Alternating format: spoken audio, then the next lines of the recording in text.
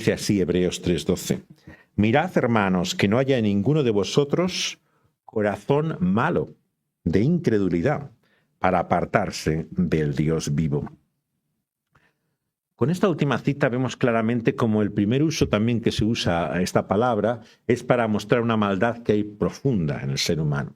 No es solamente algo que hacemos, como hemos visto, no es solamente algo que describe a determinadas personas, no es algo de ciertos días o un cierto tiempo o era, es algo que está también en el corazón del ser humano, ¿no? Por lo tanto, es un término que se utiliza también para describir cuál es el origen de ese mal, ¿no? Y por lo tanto es una advertencia, como vamos a ver, para mantener el equilibrio, ¿no?, en la palabra de Dios. Pensar que todo el mal no es solamente obra del maligno, de Satanás, ¿no?, sino que es también obra nuestra, ¿no? Entonces sería un error si nuestra única interpretación de estas palabras de Jesús fuera referidas a Satanás, claro, porque no pasaríamos por alto la maldad que el Señor apunta, ¿no?, que también hay en nosotros, en nuestro propio corazón. Y recordemos, como veíamos el domingo, que lo que Dios mira es el corazón. Y por lo tanto dice el proverbio que debemos guardar nuestro corazón, porque de él mana la vida, ¿no? Entonces aquí nos advierte, ¿no?, en Hebreos capítulo 3:12 de la maldad del corazón que se muestra en qué, en incredulidad. Acabamos así también el mensaje el domingo, ¿no?, recordando cómo el interés mismo del maligno es que en nuestro corazón lo que albergamos es la incredulidad, ¿no?, la falta de fe, la falta de confianza, ¿no? Esta está en la base de todos los males, ¿no? Muchas veces cuando vemos los pecados que hay listados, como vemos muchas veces en la Escritura, de pecados evidentes, externos, ¿no?, obvios que se muestran, ¿no?, podemos olvidar que la raíz de todos esos pecados, ¿no?, es la incredulidad. Es cuando no confiamos en Dios, ¿no?, que caemos, ¿no?, en esos pecados, ¿no?, en esos actos que se describe aquí. O sea, es la raíz, podríamos decir, del pecado. Es la incredulidad, ¿no?, en la Escritura. Esta es la enseñanza profunda desde los primeros capítulos del Génesis, ¿no? Por eso es la obra del maligno que brota en el corazón humano y vemos que se une aquí entonces la intención de Satanás con nuestro propio corazón. Vamos a ver el otro uso que hace también acerca de el diablo como ese ser espiritual maligno. Vamos a Lucas capítulo 22. Vamos a ver 2 versículos en este capítulo.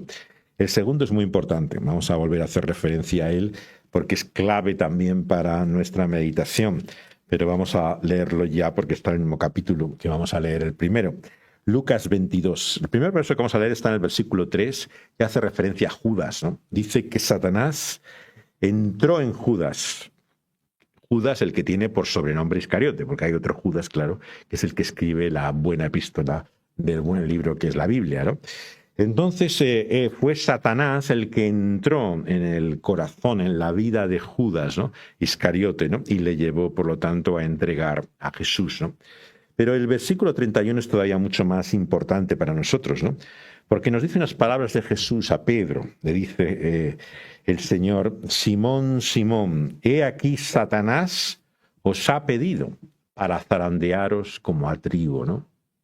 Por lo tanto, esto sí que nos lleva al corazón mismo de esta petición, de este ruego, de la oración del Padre Nuestro, ¿no? Porque es pedirle al Señor que cuando somos zarandeados, o sea, cuando en nuestras vidas vemos, ¿no?, de alguna forma, ¿no?, la obra del diablo que está tambaleando, poniendo, digamos, en juego toda nuestra vida, ¿no? El Señor vemos que nos dice que Él ruega por nosotros, versículo 32. Luego volveremos a ello, ¿no?, con la respuesta que hay a esa obra del maligno, ¿no? El remedio, la medicina, ¿no?, lo que nos soluciona ese problema es la intercesión de Cristo Jesús, ¿no? Porque Cristo Jesús intercede que somos libres, ¿no?, de ser zarandeados por Satanás. Vamos a leer otro texto en Hechos, capítulo 5, que se refiere a esta pareja, ¿no? Entendemos que probablemente un matrimonio, que son Ananías y Zafira, ¿no? Es significativo que al comienzo de la narración de la historia de la Iglesia Apostólica, ¿no?, comience con un episodio un poco lamentable, ¿no? Porque claro, pensaríamos que después de Pentecostés, ¿no?, que es todo avivamiento, despertar, gente llegando al arrepentimiento, una multitud con fe de repente en Jerusalén, ¿no?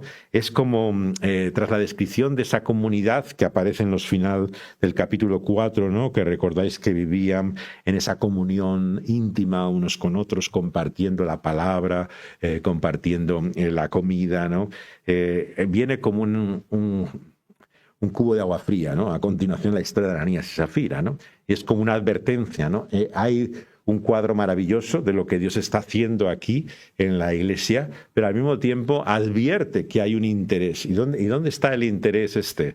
Pues no es solamente un interés humano que viene por la codicia, ¿no? En este caso de Ananías y Zafira, sino que viene del maligno, ¿no? Y por eso dice en Hechos, ¿no? Capítulo 5, versículo 4, que había una obra del maligno de Satanás, versículo 3, perdón, en la cual Satanás llena el corazón de Ananías, ¿no? Para que mintiese al Espíritu Santo.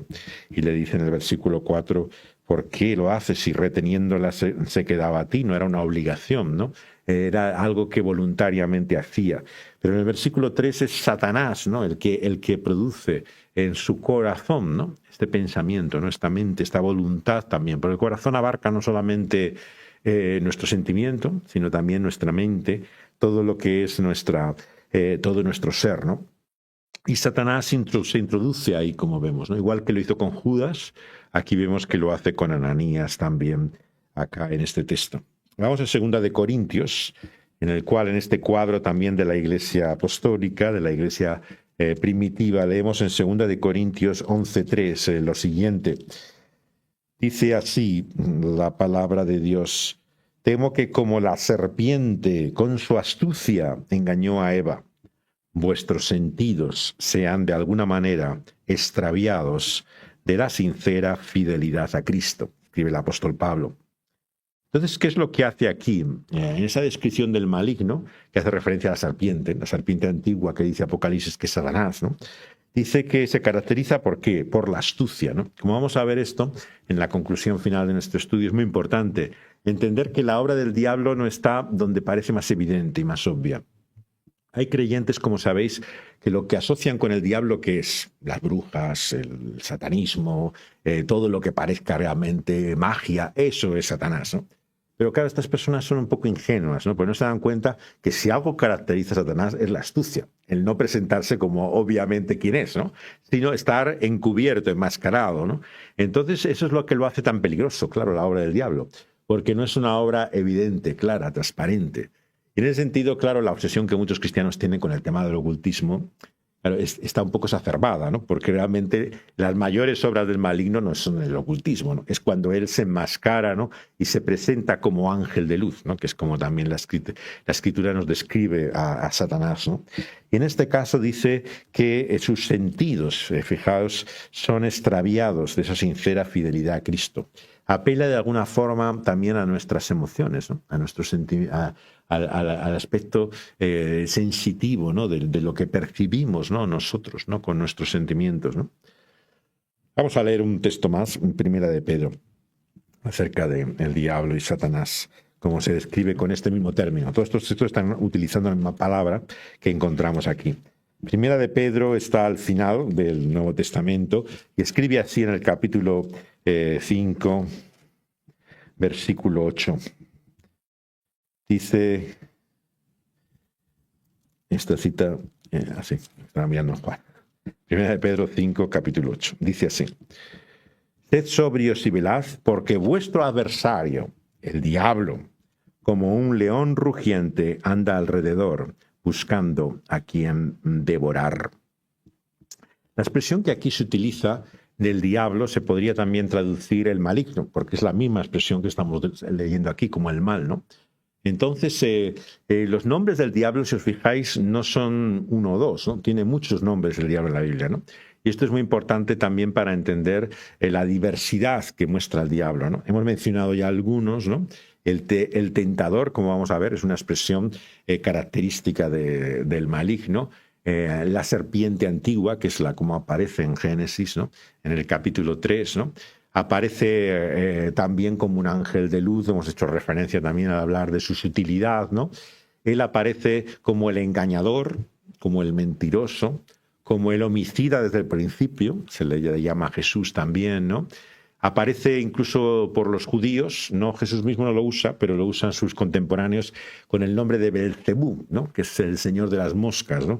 Sería literalmente, que es un nombre que se conocía también al diablo en esa cultura popular judía, ¿no? Bueno, la lista de nombres, como podéis ver, es considerable. Un nombre muy interesante de Apocalipsis es el nombre que dice acusador de los hermanos, ¿no? Que aparece en Apocalipsis, con lo cual vemos una de las funciones de lo que hace el diablo, ¿no? Que es mostrar nuestro pecado, ¿no? Acusarnos, mostrar lo indignos que somos de él, ¿no? Entonces el diablo tiene muchas caras, ¿no? Tiene ese aspecto para sutilmente enmascararse, ¿no? Y vemos que se utilizan muchos términos, ¿no? Para hablar de él, ¿no? Este es uno de los versículos más conocidos que se mencionan del diablo siempre, ¿no? Porque le relaciona con un león rugiente su acción, ¿no? Que anda alrededor buscando a quien devorar. Esto aparece, aquellos que lo habéis leído, en esta parábola clásica del cristianismo que se llama El progreso del peregrino. Pues el peregrino es un viaje que describe John Bunyan, el predicador bautista que hubo, ¿no? Justamente en la era puritana, que describe cómo se encuentra el cristiano, que es el protagonista, ¿no? Con un león, ¿no? Que es Satanás, ¿no? Que está a punto de devorarle, pero es curioso que está también encadenado, que es la imagen que aparece en Apocalipsis, ¿no?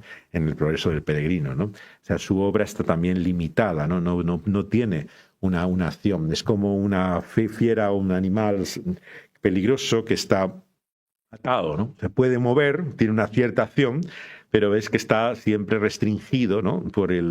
por la atadura, de tal forma que no puede hacer lo que quisiera hacer, porque está en cierta forma, si no enjaulado, pero sí que tiene un movimiento limitado, ¿no? Está de cierta forma su acción. Este es el cuadro, claro, que vemos en Job. En Job es uno de los pocos libros del Antiguo Testamento que habla claramente del diablo, juntamente con el texto de Génesis, ¿no? Y luego la referencia de acusador de los hermanos que aparece en las profecías del final del Antiguo Testamento. Pero no aparece mucho, si fijáis, en la Biblia. A veces la gente se cree que el diablo está en todas las páginas de la Biblia, ¿no? Claro, el diablo está muy puntualmente en algunos momentos, ¿no?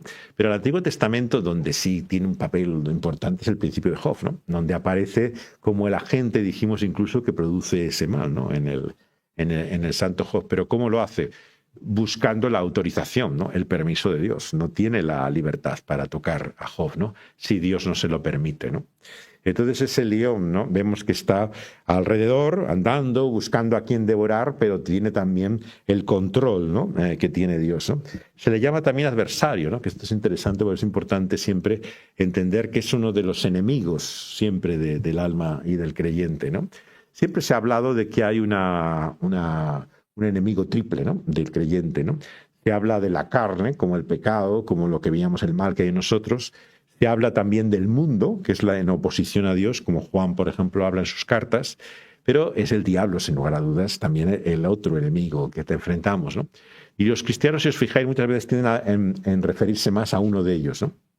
Hay cristianos que todos los peligros ven en el mundo y dicen, no, cuidado, esto es el mundo, la influencia, fíjate bien lo que vas a tener de influencia, donde vayas, que escuchas, que lees, que ves, ¿no? Y ven todo su interés es siempre en aislarse, ¿no? En no ponerse bajo la influencia del mundo. Y entonces todo el peligro para ellos es el mundo, ¿no? El mundo, y quien se libra del mundo, claro, el ideal máximo de esto es el movimiento monástico, ¿no? Se van a un convento ya perdido, a una cueva antiguamente, ¿no? Que hacían los antiguos eremitas, ¿no? Que se iban allí aislados en medio del desierto y decían, aquí ya no hay peligro. Claro, en el desierto, ¿qué tentación vas a tener, no? En el desierto no hay nadie, o sea, ahí estás tú solo, ¿no? Pero claro, hasta los animales, como cuentan las leyendas, se convertían en fuente de tentación para ellos y aparecía el diablo también, carnado y tal, ¿no? Pero el mundo para muchos es el gran peligro. Otros, claro, vemos que, sin embargo, lo que muestran es el pecado, ¿no? El problema de nuestra naturaleza en nosotros, ¿no? Que es un énfasis continuo en la Escritura, ¿no? El problema que lo llevamos nosotros dentro, ¿no? Pero está el diablo también, ¿no? Entonces, a veces lo podemos pasar por vista. Igual que hay otros que están obsesionados con él y siempre hablan del diablo, ¿no? Y siempre es continuo en su lenguaje. También a otros podemos olvidarlo, ¿no? De pasarlo por alto, la realidad de que él existe, ¿no? De que está ahí. Cuando uno lee, yo tengo que dar clases de historia de la Iglesia protestante y comienzo siempre con la Reforma, claro, y los antecedentes de la Reforma. Y cuando vuelvo a leer para preparar las clases a Lutero, Lutero es un hombre siempre consciente del diablo, ¿no? O sea, es una persona todavía con la mente, digamos, medieval, ¿no? Está constantemente con la idea del diablo detrás de muchas de las cosas que le pasan, ¿no? Entonces ves siempre en todos los problemas, todo lo que surge, la posible intervención diabólica, ¿no? Y yo siempre pienso cuando leo estas cosas, digo, ¿no será que hemos llegado al otro extremo, ¿no? O sea, ¿te parece ya esto tan medieval, ¿no? Que realmente ya no te das cuenta de la realidad del diablo, ¿no? Puede ser que él la tuviera exageradamente, ¿no? Pero desde luego nosotros no tenemos ninguna, ¿no? O sea, él veía muy claro al diablo nosotros en torno nuestro, ¿no? Pero nosotros parece que ya lo le vemos apenas, ¿no? Entonces es una buena corrección, ¿no? A veces el darse cuenta cómo estos hombres eran conscientes, ¿no? Del diablo. Recordáis el himno, ¿no? El himno de Castillo Fuerte es nuestro Dios, en el cual hace referencia a los demonios, ¿no? Al diablo, ¿no? Aunque haya demonios mil, ¿no? Dice en el himno Castillo Fuerte Lutero, que lo escribe, ¿no? Ese himno, ¿no? Y él literalmente cuando va a la dieta, ¿no? En la cual se va a enfrentar al emperador español, a Carlos, ¿no? Primero de España y quinto de Alemania, ¿no? Que le va a juzgar, ¿no? Él parece como si detrás de cada tejado, en el lugar donde estaba, ¿no? Viera como demonios en torno suyo, ¿no? Que estaban, mientras la gente se burlaba y le despreciaba, él veía como una presencia espiritual, ¿no? Que había detrás, ¿no? Que estaba como intentando impedir la obra de vuelta de la palabra de Dios, ¿no? De reforma que él estaba intentando hacer en la iglesia, ¿no? Entonces, esta es una realidad también. Ahora vamos a un siguiente punto, entonces, ¿no? ¿Cómo se relaciona esto con la tentación, con esta primera parte? Voy a leer solamente 2 textos del Nuevo Testamento para que lo veamos claramente cómo es el tentador. En Mateo 4, versículo 3, al principio mismo del Nuevo Testamento, primer Evangelio, Mateo 4, leemos así también en el versículo 3 que cómo le llama al diablo el evangelista. Dice, vino a él el tentador, ¿no? Dice, y le dijo, si eres hijo de Dios, di que estas piedras se conviertan en pan. Luego hablaremos al final de las tentaciones, ¿no? Pero fijaos que es de una forma natural, que pasa de la tentación al diablo. El diablo es la fuente de la tentación para el Señor, ¿no? Y entonces aparece muy claramente ahí. Primera de Tesalonicenses, vamos a leer una cita más simplemente, de esta vez de Pablo, en Primera de Tesalonicenses capítulo 3, ¿no? Lo encontramos en el verso que lleva el número 5. Dice así: por lo cual, no pudiendo soportar más, envié, dice el apóstol, para informarme de vuestra fe. No sea que os hubiere tentado el tentador y que nuestro trabajo resultase en vano. Entonces, ¿cuál es el enemigo de la fe? Fijaos aquí que no habla en primer lugar de su incredulidad, sino quién está detrás de la incredulidad. ¿Quién le sugiere la incredulidad? El diablo, el tentador, ¿no? El tentador es el que te hace dudar, el que te hace realmente cuestionar, pensar, ¿es realmente Dios bueno? Como hace en Génesis 3, ¿no? Y te hace llenar tu mente, ¿no? De sospecha, de desconfianza a Dios, ¿no? De pensar que realmente no te conviene Dios, ¿no? Que no va a darte la felicidad que tú buscas, ¿no? Que esa no está con Dios, ¿no? Quien pone esos pensamientos, quien lo sugiere, dice que es el tentador, ¿no? Y dice que cuando somos tentados por el tentador, ¿no? Vemos que nuestra fe es atacada. Lo que perdemos es la fe como resultado de la obra del tentador.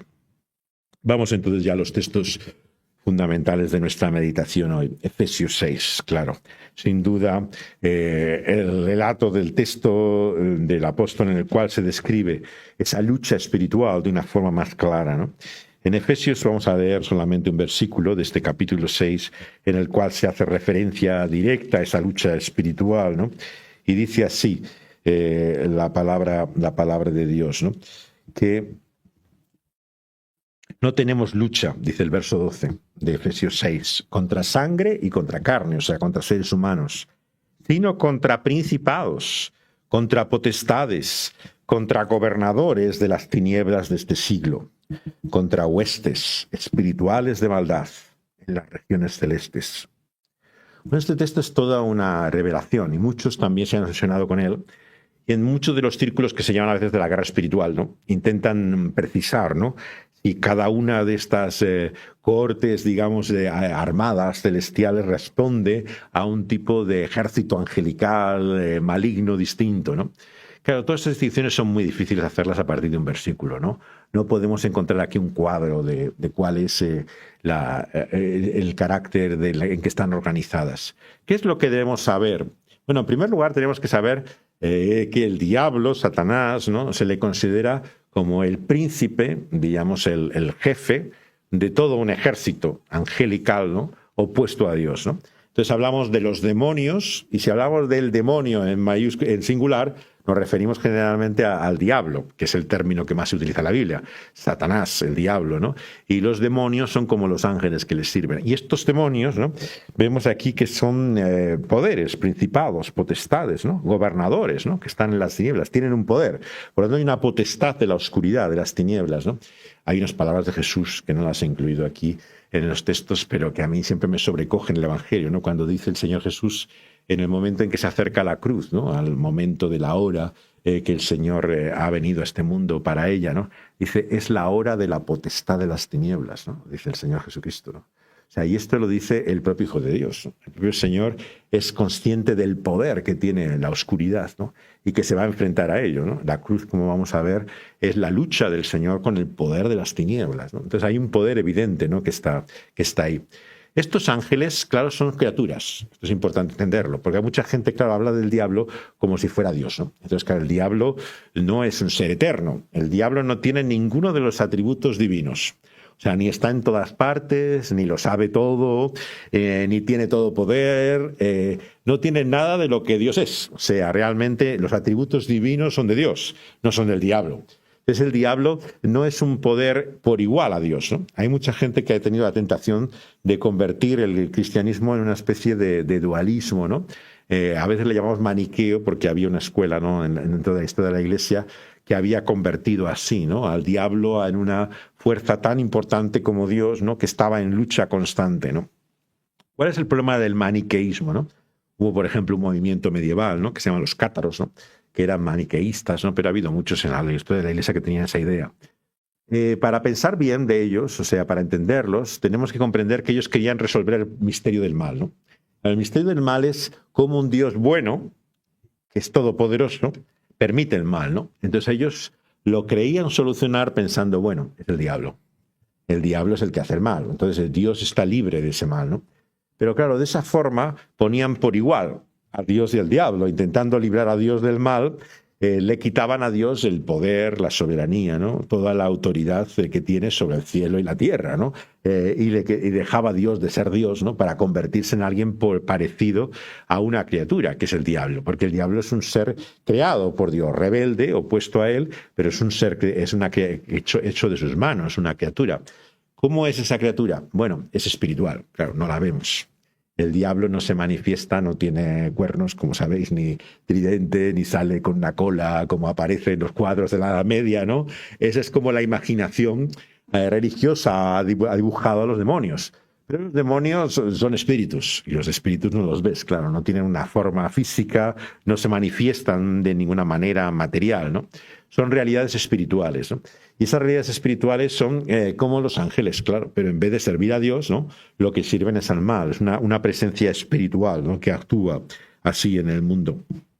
Vamos a otro texto también de Efesios, siguiendo la misma carta, capítulo 2. Versículo 2, dice, en los cuales anduvisteis vosotros, está hablando de delitos y pecados en los que estábamos muertos, ¿no?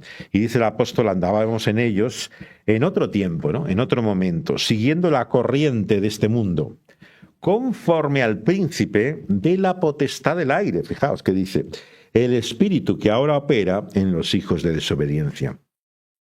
Es otro de los muchos títulos, ¿no?, que tiene el diablo. Sorprendente, el príncipe de la potestad del aire, ¿no? Bueno, el aire, claro, nos habla realmente del que está ahí, ¿no?, de la realidad presente, ¿no?, de la cual, aunque no podamos verla, ¿no?, está en torno nuestro, ¿no? Y entonces el señor de esa potestad del aire, ese espíritu, está operando, ¿no?, en los hijos de desobediencia, ¿no?, en aquellos que se oponen a Dios, ¿no?, y actúan contra él, ¿no? Hay esa realidad maligna. Como solía decir aquel gran predicador que tanto me ha influenciado, Martin Lloyd-Jones, ¿no? El predicador de Londres, galés, ¿no? De la posguerra, él decía siempre que esto es una de las razones por las cuales te puedes compadecer del no creyente. Claro, cuando tú ves a alguien rebelde a Dios, ¿no? Una persona inmoral, que no respeta a Dios, que se burla de todo lo que significa su voluntad, ¿no? Y ves su desobediencia, ¿no? Te puedes indignar, ¿no? Y te puedes volver realmente tan celoso de esa verdad que aborrezcas a esas personas, ¿no? Y dices, esas personas están totalmente opuestas a Dios, ¿no? Y decía siempre este predicador, ¿no? Que llamaban el doctor porque había sido médico antes, ¿no? De ser predicador, ¿no?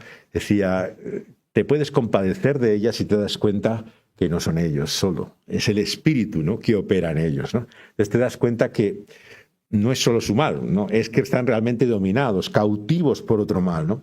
Y esto es lo que te permite tener misericordia de ellos, ¿no? Porque te das cuenta que en el fondo ellos también son esclavos, están dominados, están cautivos por un espíritu, ¿no?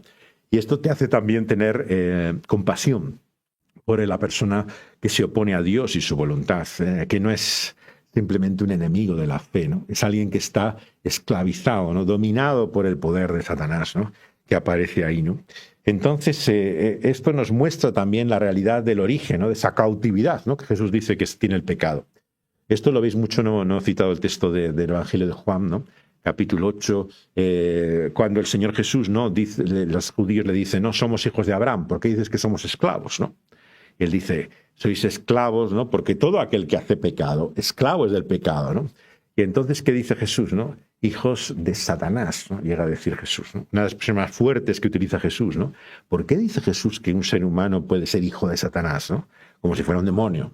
Claro, no está diciendo Jesús que eran diablos, demonios, esa gente que estaba ahí. Lo que estaba diciendo es que eran hijos, o sea, que estaban bajo la influencia, bajo la obra del diablo. Y por eso estaban cautivos del pecado. Estaban cautivos porque era Satanás, ¿no? El que estaba obrando en ellos, ¿no? Y por eso Jesús dice, el que conoce la verdad, ¿no? La verdad que es Él, ¿no? Su persona, el encarnado, ¿no? Es quien es libre de la esclavitud de Satanás, ¿no? Y de ese dominio que tiene sobre nosotros. Vamos a un texto de Juan, del Evangelio, de Juan capítulo 6, versículo 11. Juan 6, 11.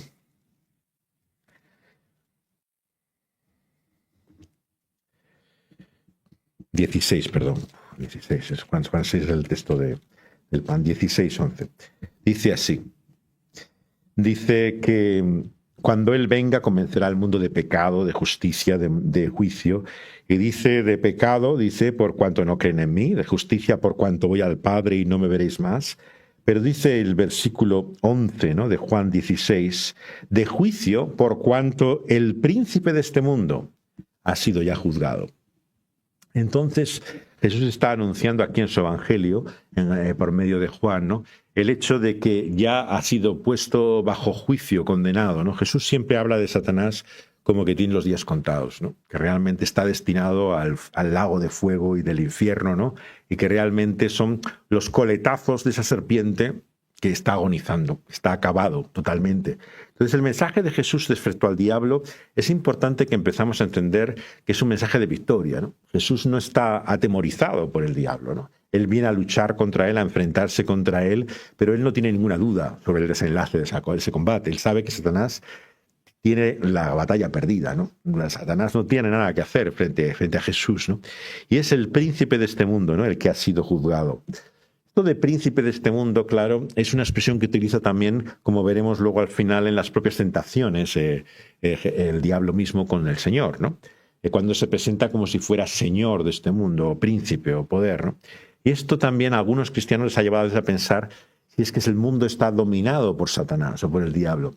Y esto es también un poco peligroso, ¿no? O sea, no podemos decir estrictamente que el diablo esté al control de este mundo porque es el Señor, claro, el que ha vencido a Satanás, ¿no? Y por lo tanto, Él ha vindicado este mundo. Es su creación, es su obra de sus manos. Y Él viene a reinar sobre este mundo. Y cuando viene el comienzo del Evangelio encarnado, a predicar también al comienzo de su ministerio, ¿no? Dice, ha venido el reino entre vosotros, ¿no? Ha llegado por medio de Él, ¿no? Por lo tanto, no podemos decir hoy de la misma manera que el diablo es príncipe de este mundo. Él ya no es señor de este mundo como lo podía haber sido, ¿no? Es como lo sería, por ejemplo, en los días de Job, ¿no? Una pregunta que uno se hace a veces, ¿no? Podemos decir que el escenario de Job, cuando se corren las cortinas del cielo y vemos al diablo aparecer delante de Dios, se produce hoy día. No estoy tan seguro, ¿no? Esto es antes de que el Señor Jesús haga su obra, claro. Probablemente a lo mejor ahora Satanás no puede acercarse al trono de Dios, ¿no? Ha sido arrojado de su presencia para siempre, ¿no? La Escritura no explica claramente estas cosas y no podemos decirla con certeza o seguridad. Pero no podemos directamente tomar el texto de Job y pensar que es ahora exactamente igual, ¿no? O sea, entonces todavía, ¿no? Antes de la venida del Hijo de Dios, ¿no? Y de su obra, todavía el diablo podía tener una influencia mayor, ¿no? Aún de lo que puede tener ahora, ¿no? Pero en cierto sentido ahora vemos que está vencido por Dios mismo. Vamos al capítulo 8, que hacía referencia antes también de Juan. Juan 8, 44. Dice así, en esa parte del texto: vosotros sois de vuestro padre el diablo, y los deseos de vuestro padre queréis hacer. Él ha sido homicida desde el principio, y no ha permanecido en la verdad, porque no hay verdad en él. Cuando habla mentira, de suyo habla, porque él es mentiroso. Él es padre de mentira. Aquí, por lo tanto, no solamente vemos la influencia que tienen las personas, ¿no? que llama hijos del diablo, que les da su voluntad, su corazón, su deseo, ¿no? Los deseos de él, para que sean suyos también, sino que se describe también de otras dos maneras que son importantes. Homicida. Sabéis que el homicida, a diferencia de el que comete un crimen, simplemente es el que tiene la disposición, o sea, que ha planificado, está haciendo ese asesinato completamente con una conciencia plena de lo que hace, ¿no? Es plenamente responsable de lo que hace. Entonces, el diablo busca nuestra muerte deliberadamente. No es que accidentalmente él nos destruya, es que su propósito es acabar con nosotros, ¿no?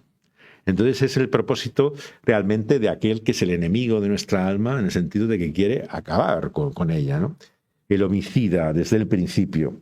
Luego es el mentiroso en segundo lugar, ¿no? Es aquel que no te puedes creer una sola palabra de lo que diga, ¿no? Por eso cuando él dice que es príncipe de este mundo, también tenemos que tomarlo con pinzas, ¿no? Bueno, eso sería lo que dice él, ¿no? Pero lo que él es realmente lo tenemos que ver en las palabras de Satanás. Las palabras de Satanás que están en la Biblia no son palabras de Dios como son las otras palabras de Dios. Quiero decir, la Biblia es palabra de Dios, pero claro, cuando el diablo habla, no habla el Dios, habla el diablo. Entonces hay que tener en cuenta también el versículo, la expresión que está diciendo quién lo dice, ¿no? Si lo dice el diablo, Satanás, no es una palabra para ser creída o para ser cierta, es como él habla de acuerdo a sus mentiras, ¿no? Porque él es siempre engañoso, es mentiroso, ¿no? Es una persona falseadora de la verdad. Por eso en las escuelas a veces de guerra espiritual que hay, sabéis que lo relacionan muchos creyentes con el tema de la oración, ¿no? Y hablan de la oración de guerra, de luchar con la oración contra los demonios y todo esto. Hay algunos de estos maestros, ¿no? Hay en concreto una mujer también, Rita Cabezas creo que se llama, que es centroamericana, que ella llega a decir que la clave para esta oración de guerra es averiguar el nombre de los demonios, ¿no? Entonces hay que descubrir cómo se llaman y una vez que te han dicho el nombre, entonces oras en contra de ellos. Claro, esto es una barbaridad. Una barbaridad porque tú al diablo no le puedes escribir una palabra. O sea, el diablo dirá lo que quiera, pero tú no puedes tomar una revelación del diablo como la clave para la lucha espiritual. ¿Cómo va a ser la clave de la lucha espiritual lo que el diablo te diga? Lo que el diablo te diga será siempre mentira. O sea, porque él nunca ha buscado la verdad, ni la ha amado, ni la abraza, ni responde a ella, ¿no? Él es mentiroso. Entonces todo lo que el diablo dice no se puede tomar más que como un engaño, que es lo que es, ¿no? Bueno, vamos finalmente a los últimos textos, que es la victoria de Cristo, por lo tanto, frente al maligno. Primera de Juan, capítulo 3. Vamos al final del Nuevo Testamento.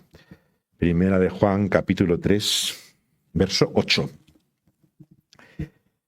El que practica el pecado, dice el apóstol, es del diablo, porque el diablo peca desde el principio. Para esto apareció el Hijo de Dios, para deshacer las obras del diablo, ¿no? Entonces, el propósito, la misión del Señor Jesucristo, ¿cuál es? Si no es esta misma.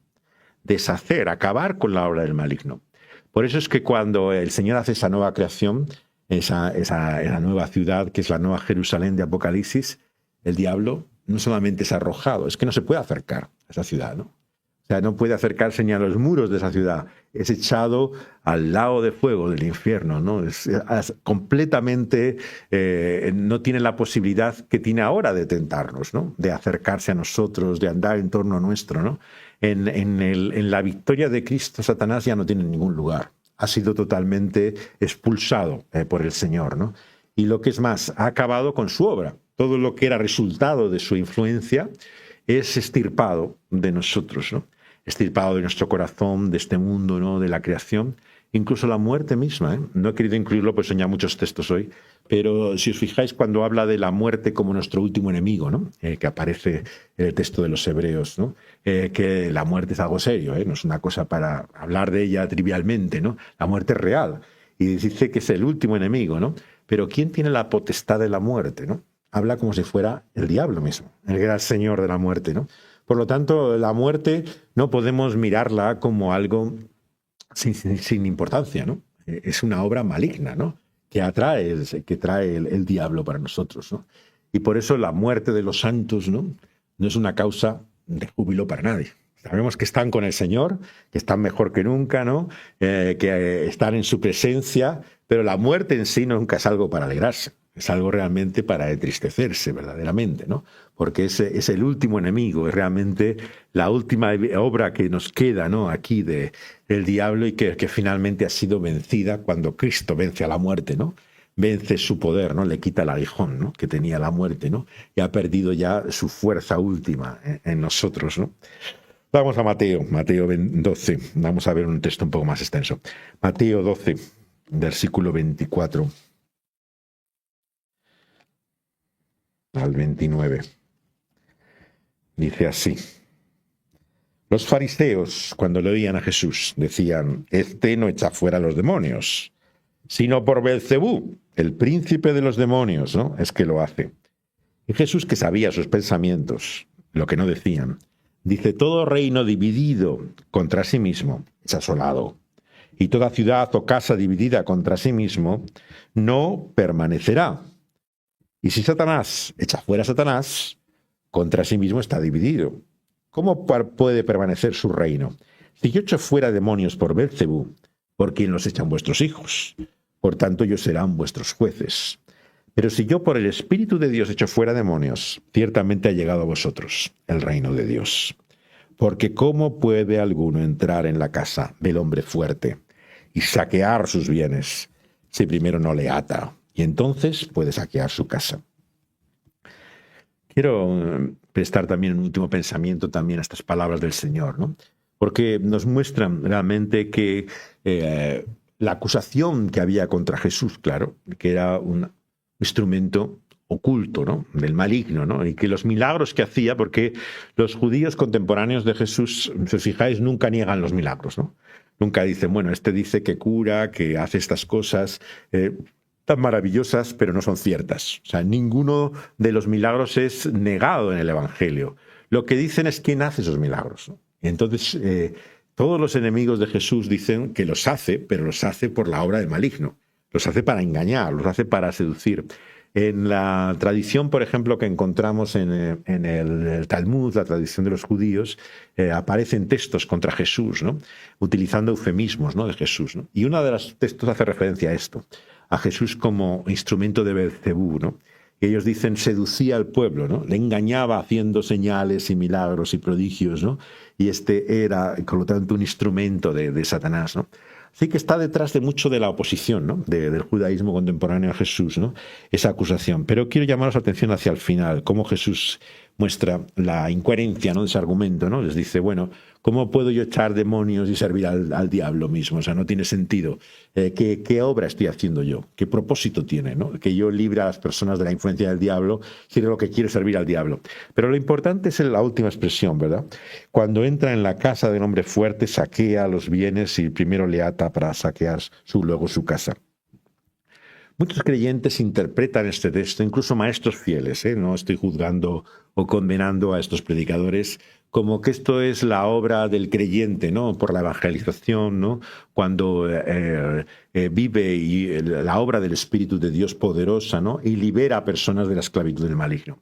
Esta interpretación, que es una interpretación que tienen muchos creyentes, yo creo que no es correcta del todo, ¿no? ¿De qué está hablando aquí Jesús? De Jesús mismo. O sea, no está hablando de lo que tú haces, ¿no? ¿Quién ata al hombre fuerte y le puede saquear su casa? Sino Jesús mismo, ¿no? Entonces no está diciendo qué es lo que haces tú por medio de la oración o de la predicación del Evangelio, ¿no? O del ministerio cristiano. Está hablando más bien de cuál es la obra de Cristo. Y la obra de Cristo es atar al hombre fuerte, al maligno, para saquear su casa, para librar a todas estas personas que están bajo su influencia y su dominio. Yo creo que esta es la interpretación correcta, ¿no? Aunque muchos creyentes la quieran aplicar también, ¿no? a la predicación del Evangelio o el ministerio cristiano, ¿no? U otros aspectos. Vamos a Lucas capítulo 10, verso 18. Lucas 10, 18. ¿Qué dice aquí?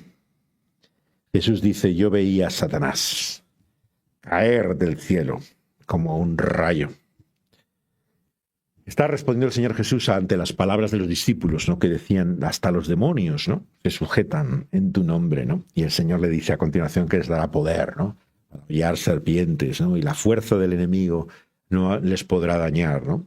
Jesús lo que ve es la derrota de Satanás, ¿no? Y lo ve como si gráficamente cayera, ¿no? Como en picado desde el cielo, ¿no? Y se hubiera de esta forma hundido, ¿no? Entonces, hablar del diablo como estamos haciendo esta noche, ¿no? Con un sentimiento de temor, ¿no? De verdaderamente como si fuera una amenaza simplemente, ¿no? Sin considerar su derrota, ¿no? Victoria de Cristo, ¿no? No es una forma correcta, ¿no? A la luz del Evangelio de hablar del diablo. El diablo es un peligro, el diablo es una amenaza, es una realidad, pero es un enemigo vencido. Y esto es lo que tenemos que tener siempre presente, ¿no? Y el Señor es quien lo ha vencido, ¿no? No nosotros, ¿no? Es Él el que ha acabado con su poder. De esa forma cumple, claro, lo que en Génesis 3.15 había el Señor anunciado. En el protoevangelio, cuando se produce la caída y aparece por primera vez la serpiente antigua, ¿qué es lo que dice en Génesis 3.15, ¿no? Que vendrá de la simiente, de la descendencia de la mujer, ¿no? Habrá una enemistad entre el ser humano y vemos que la simiente de la mujer se enfrentará, ¿no? De esa forma a la simiente de la serpiente, ¿no? A la descendencia de la serpiente. Pero una simiente, Jesús dice, Pablo dice en el Nuevo Testamento en singular, la simiente en singular, o sea, uno, herirá la cabeza de la serpiente, ¿no? Y ésta le herirá el calcañar, que es el talón, ¿no? Entonces, por eso es que muchas veces en las imágenes antiguas, ¿no? Que encontráis en la historia de la iconografía, aparece como un guerrero, Jesús, ¿no? Y aparece pisando la cabeza de la serpiente. Y la cabeza se retuerce y le muerde, ¿no? En el talón a él, ¿no? Como en este cuadro de Génesis 3.15. Entonces, es evidente que el Señor Jesús ha venido a aplastar, ¿no? El poder de Satanás, ¿no? Que él es herido también en esa victoria, pero también que hay una enemistad, ¿no? entre el diablo y nosotros, ¿no? Hay una oposición continua entre la descendencia de la serpiente y la descendencia de la mujer. Entonces la humanidad, el triste destino de los hijos de Adán es siempre enfrentarse a esa lucha, ¿no? a esa victoria, a esa hostilidad, a esa batalla, a esa hostilidad que tiene siempre el diablo. Vamos a un último texto, Romanos 16, 20, texto que me parece maravilloso. A veces acabo el culto con estas palabras, ¿no? de Romanos 16, 20. Me parece una de las expresiones más sorprendentes, ¿no? que tiene la palabra de Dios, ¿no? Y al acabar esta carta tan importante, ¿no? Que es en cierta forma, como sabemos, el eje incluso, ¿no? de esta enseñanza, ¿no? que aparece en el catecismo, ¿no? Dice en el verso 20 de Romanos 16, el Dios de paz aplastará en breve a Satanás bajo vuestros pies. Que la gracia de nuestro Señor Jesucristo sea con vosotros, ¿no? Entonces, ¿qué luz encontramos al final, no? Satanás es un animal, pero que como la serpiente es aplastada su cabeza, ¿no? Pero es como que todavía está vivo, claro, porque dice aplastará en breve, o sea, todavía Cristo ha muerto, ha resucitado, el apóstol está escribiendo esta carta después de que el Señor Jesús haya hecho su obra de salvación, ¿no? Pero sin embargo todavía anuncia, ¿no? que ha de ser aplastado en breve, ¿no? Entonces el diablo no ha acabado, el diablo está todavía actuando, está en breve, pero lo que anuncia, ¿no?, es que Dios aplastará finalmente esa cabeza, ¿no?, para que ya no haya ninguna vida, ninguna acción en ello, y la gracia será la que venza, ¿no?, finalmente. El último texto con el que quiero acabar es la tentación, claro, de Jesús, que está en Mateo mismo, en este texto de la oración modelo de Jesús, ¿no? Y con ello quiero acabar también con algunas lecciones, 3 básicamente, sobre cómo responder a la tentación del maligno, que es realmente para lo que pedimos, ¿no?, en esta petición, el ruego de la oración. Mateo capítulo 4 nos dice que cuando Jesús fue llevado por el Espíritu al desierto fue para ser tentado por el diablo. Y cuando el tentador le dijo, versículo 3, si eres hijo de Dios, di que estas piedras se conviertan en pan. Él responde con la palabra de Dios. Escrito está, no solo de pan vivirá el hombre, sino de toda palabra que sale de la boca de Dios. Y el diablo le lleva de esa ciudad santa sobre el pináculo del templo y le dice, si te echas abajo, escrito está, tus ángeles mandará cerca de ti Dios, ¿no?, para que en tus manos te sostengan, para que no tropiezas. Y Jesús dice, escrito está, no tentarás al Señor tu Dios. Y otra vez finalmente le lleva al diablo a un monte muy alto y le muestra todos los reinos del mundo. Y le dice, todo esto te daré si postrado me adorares, ¿no? Y Jesús le dice, vete, Satanás, porque escrito está, al Señor adorarás y a Él solo servirás. Y el diablo le deja y vienen ángeles y les sirven. 3 últimas lecciones de aplicación para nosotros, ¿no?, en nuestra vida de esa obra de victoria de Cristo frente a Satanás, ¿no?, que sacamos también aquí de las tentaciones. ¿Qué es lo que tenemos que ser conscientes nosotros, ¿no?, de la obra del diablo? De que Él nos va a hacer desconfiar en Dios, ¿no? Nos va a hacer poner en duda realmente que Dios esté proveyendo para nosotros en primer lugar. Le está mostrando el hambre. Él está sufriendo necesidad. No tiene comida. Y le dice, convierta estas piedras en pan, ¿no? Entonces Él apunta a nuestras carencias, ¿no?, lo que nos falta en esta vida, y dice, ¿no sirves tú a Dios? Pues menudo Dios, ¿no?, que no es capaz siquiera de darte de comer, ¿no? ¿De qué te sirve ese Dios, no? Entonces la tentación apunta siempre, ¿no?, a esas faltas o carencias que tenemos en nuestra vida, ¿no? Le dice, si crees en Dios, ¿no?, no te va a proteger Él si te saltas desde ese lugar alto, ¿no? Él también mandará ángeles y te librará, ¿no? No piensas que Dios es poderoso para eso, ¿no?